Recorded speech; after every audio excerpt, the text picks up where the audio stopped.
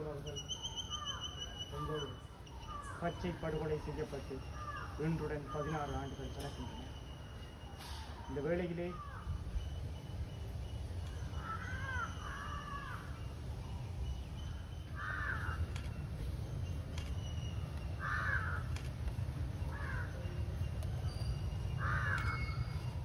உலகின் நியாயமான வரைவிலக்கணங்களுக்கு அப்பால் மிக கொடுமையான ஒரு போர் ஒன்றை திட்டமிட்ட ரீதியிலே ஸ்ரீலங்கா அரசாங்கம் கட்டவிழ்த்து விட்டது.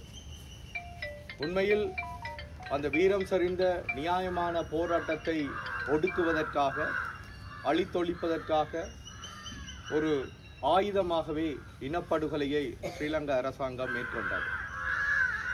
மக்கள், சாதாரண பொதுமக்கள் கூடுகின்ற இடங்கள் என்று தெரிந்தும், வைத்தியசாலைகள் என்று தெரிந்தும், பாடசாலைகள் என்று தெரிந்தும், அறிவிக்கப்பட்ட யுத்த தவிர்ப்பு பிரதேசங்கள் என்று தெரிந்தும் எல்லாவற்றையும் அறிந்து கொண்டு மிக திட்டமிடப்பட்ட முறையிலே மேற்கொள்ளப்பட்ட இனப்படுகொலையின் துயரத்தை தான் நாங்கள் இன்றைக்கு சுமந்து நிற்கின்றோம்.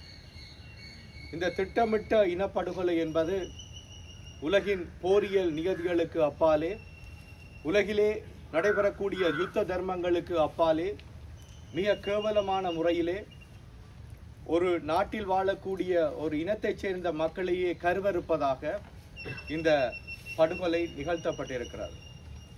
ஒரு முள்ளிவாய்க்கால் இனப்படுகொலை என்பது எங்களுடைய விடுதலை போராட்டத்தை நிறுத்துவதற்காக, விடுதலை போராட்டத்தை அந்த இடத்திலிருந்து அழித்தொழிப்பதற்காக மேற்கொள்ளப்பட்ட திட்டமிட்ட அணுகுமுறை.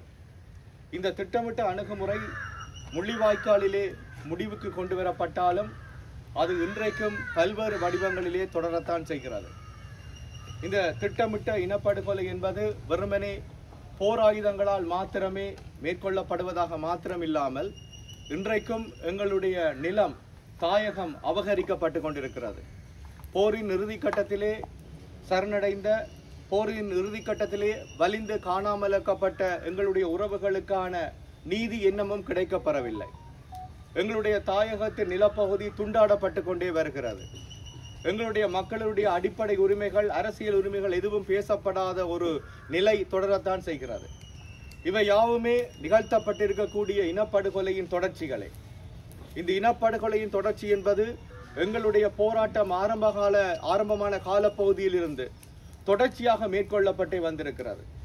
இன்றைக்கு நாங்கள் பார்ப்போமானால் நூற்றுக்கணக்கான இடங்களிலே, நூற்றுக்கணக்கான மக்கள் மையங்களிலே நிகழ்த்தப்பட்டிருக்கக்கூடிய அந்த இனப்படுகொலையினுடைய சுவடுகள் தான் முள்ளிவாய்க்காலிலே இறுதி கணங்களிலே நடைபெற்று முடிந்திருக்கின்றன.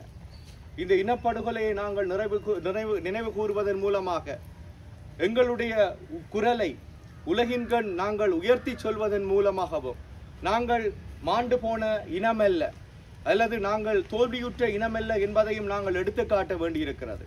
இந்த துயரத்தை நாங்கள் சுமந்து கொண்டிருந்தாலும் இந்த துயரத்தின் வழியாக எங்களுடைய விடுதலை போராட்டம், எங்களுக்கான சுயாதீனமான, சுதந்திரமான, சுயநிர்ணய உரிமையை நோக்கிய போராட்டம் ஏதோ ஒரு வழியில் தொடரத்தான் செய்கிறது.